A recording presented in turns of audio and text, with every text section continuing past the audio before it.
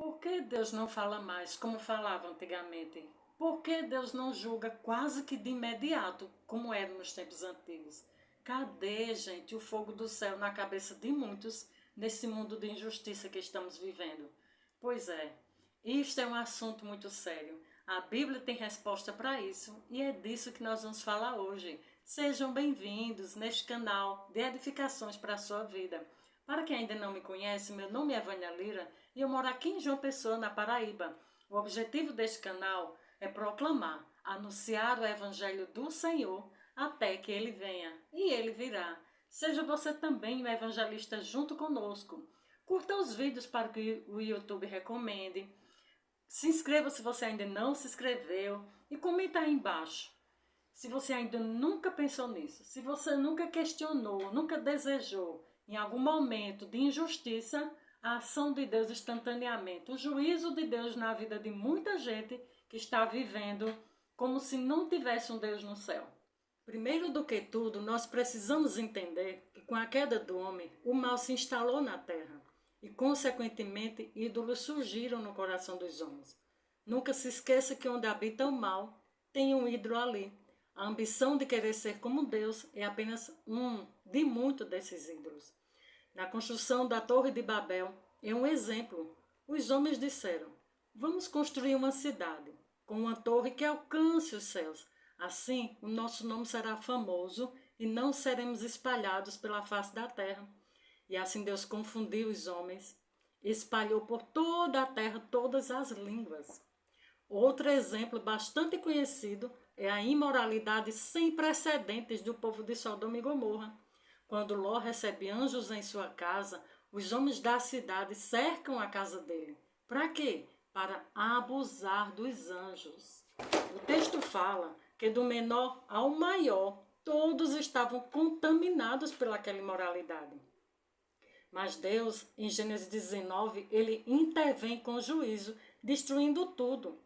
Outro exemplo é o próprio Satanás, que sempre desejou o lugar de adoração de Deus. Diante disso e de tantas outras atitudes do coração do homem após a queda, ele foi se afastando cada dia mais do seu Criador, causando uma ruptura no relacionamento com Deus. Mas como nada, absolutamente nada, pega Deus de surpresa, Deus não desistiu de sua criação. Afinal de contas, somos imagem e semelhança dele. Ele tem um plano perfeito, sem defeito, para restaurar esse relacionamento. O plano divino era que todos, em todas as gerações, de hoje, daquela época e até as futuras, o conhecessem.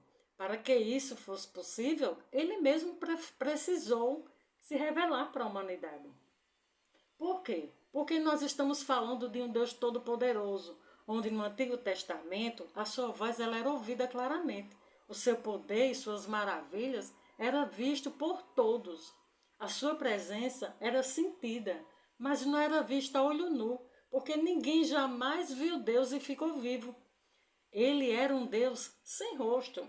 Então toda e qualquer revelação de Deus naquela época, com demonstração de poder possíveis e impossíveis aos seres humanos, Deus usou para que eles o conhecessem, quem os criou.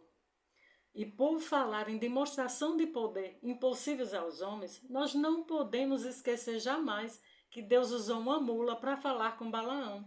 Leia lá em Números 22. Mas eu vou resumir um pouco essa história bem interessante. Deus já tinha falado com Balaão para ele não amaldiçoar o que Deus abençoou. Era perda de tempo. Mas ele, Balaão, ambicioso, olha aí o ídolo no coração, ele com os olhos na oferta do rei Balaque, prosseguiu a si mesmo. Mas Deus mandou um anjo diante da mula. Ela vê o anjo e a mula ainda fala com Balaão. Deus abre os olhos de Balaão e ele também vê o anjo e ouve a voz de Deus através da mula. Balaão aqui foi mais mula do que a própria. Deus é soberano com sua própria história. Deus feriu cada ídolo do Egito, revelando-se de forma sobrenatural para salvar um povo que há anos clamava por um libertador. Se Deus não tivesse mostrado o seu poder, ninguém seria liberto junto com Moisés. Como aqueles egípcios iam servir a um Deus de poder se Deus não revelasse esse poder? Deus também vai ao encontro de Elias, que se refugia numa caverna com medo de morrer pela maldade de Jezabel. Deus se revela para ele de 3 maneiras em 1 Reis 19, 11 e 12. O Senhor disse: saia e fique no monte, na presença do Senhor, porque o Senhor vai passar. Então veio um vento fortíssimo que separou os montes, esmigalhou as rochas diante do Senhor, mas o Senhor não estava no vento. Depois do vento houve um terremoto, mas o Senhor não estava no terremoto. Depois do terremoto houve um fogo, mas o Senhor não estava nele. E depois do fogo houve um murmúrio, murmúrio de uma brisa suave, uma voz calma e tranquila. Quando Elias ouviu, ele puxou sua capa, cobriu seu rosto, saiu e ficou na entrada da caverna. E a voz lhe perguntou: o que você está fazendo aqui, Elias? O que é que nós aprendemos aqui?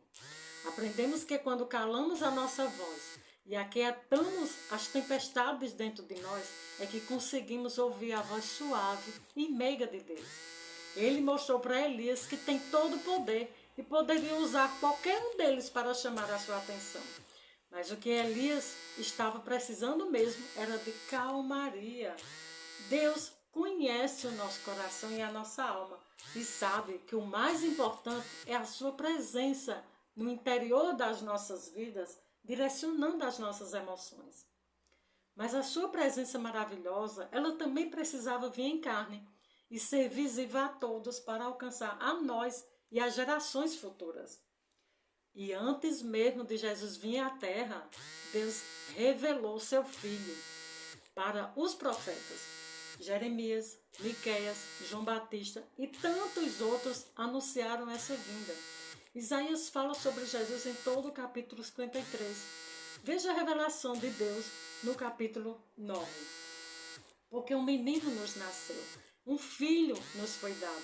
O governo está sobre os seus ombros e ele será chamado Maravilhoso Conselheiro, Deus Poderoso, Pai da Eternidade e Príncipe da Paz.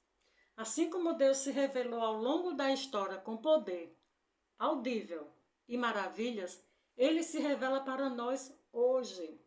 Em Hebreus 1, 1 e 2 ele fala: havendo Deus antigamente falado muitas vezes e de muitas maneiras aos pais pelos profetas, a nós ele nos falou nesses últimos dias pelo seu Filho, a quem constituiu herdeiro de tudo e por quem também fez o mundo.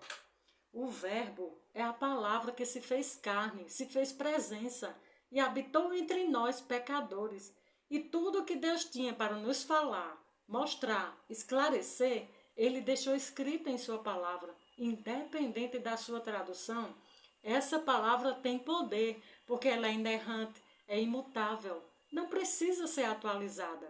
Ela é antiga, ela é atual, ela é moderna e ela é futura. Em Gálatas 1, 8 e 9, Paulo diz: mas ainda que nós mesmos, ou até um anjo do céu, vos anuncie outro evangelho, além do que já vos tenho anunciado, seja anátema. Assim como eu já disse, e agora repito, se alguém vos anunciar outro evangelho, além do que já recebeste, seja anátema.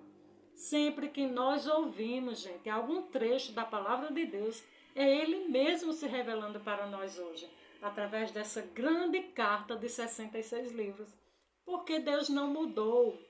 Mesmo Ele revelando a sua graça salvífica, o que era uma lei, ou seja, uma obrigação que precisava de sacrifício de animais, hoje se tornou um mandamento. Para entender melhor, vou repetir. Mesmo Deus revelando a sua graça salvífica, o que era uma lei antigamente, uma obrigação que precisava de sacrifício de animais, hoje se tornou um mandamento. Em João 14, 21, ele diz: aquele que tem os meus mandamentos e os guarda, esse é o que me ama, e aquele que me ama será amado por meu Pai. Eu também o amarei e me manifestarei a ele. Seu amor e graça não nos isentou do juízo divino, não. Toda ação ainda tem consequência. Segundo Coríntios 5,10, a palavra é clara. porque é necessário que todos nós sejamos manifestos diante do tribunal de Cristo, para que cada um receba o que fez por meio do corpo, segundo o que praticou, o bem ou o mal. Todos, ricos e pobres, grandes e pequenos, vamos comparecer sim diante do tribunal de Deus. A palavra ela cumpre o objetivo da revelação, porque do Éden ao Apocalipse, o objetivo era o quê? Revelar Jesus. Em Isaías 55:11, ele fala: assim será a palavra que sai da minha boca. Ela não voltará para mim vazia. Antes fará o que me apraz e prosperará naquilo para o qual enviei. Agora, a voz audível se fez carne. Seu poder foi visível, tocado e experimentado por muitos a olho nu. O véu de nossas iniquidades foi rasgado, restaurando o acesso direto com Deus através de Jesus. Por isso que hoje não é mais sobre ouvir voz audível, mar se abrir, dilúvio, colunas de fogo, juízo instantâneo a cada pecado cometido, ou sacrifícios de cordeiro para expiar esses pecados.